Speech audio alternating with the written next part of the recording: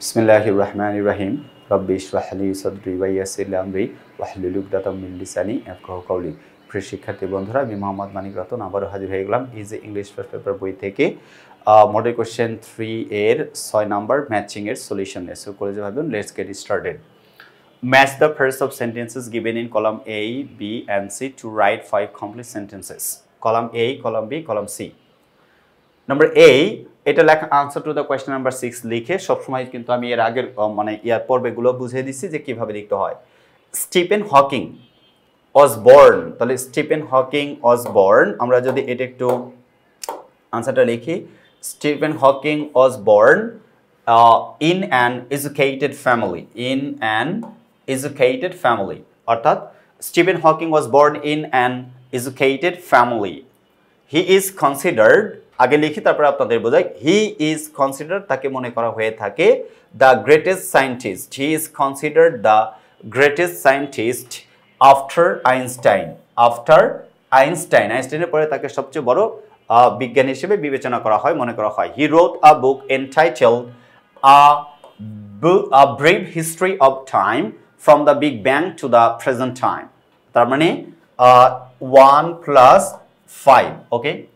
Number D, in the book, এই বইয়ে he has explained cosmology, তার মানে D plus 5, he has explained cosmology for the general বলছে public, তার মানে এটা answer, for the general public. Last but not the least, the book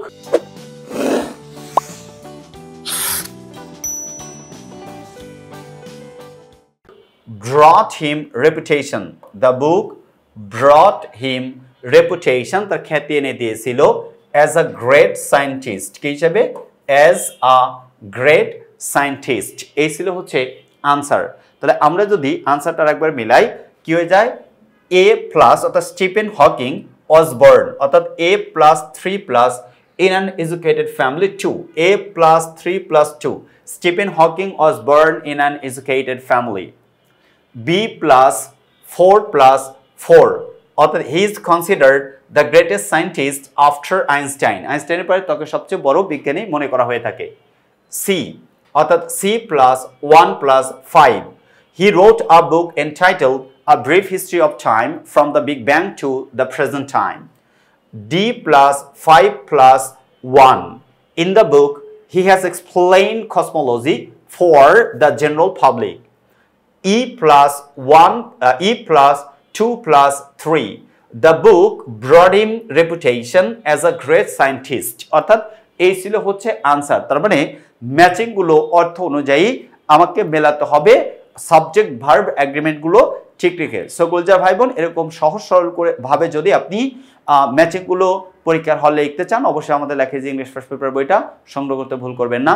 আল্লাহ হাফেজ, আসসালামু আলাইকুম ওয়া রাহমাতুল্লাহি ওয়া বারাকাতুহু।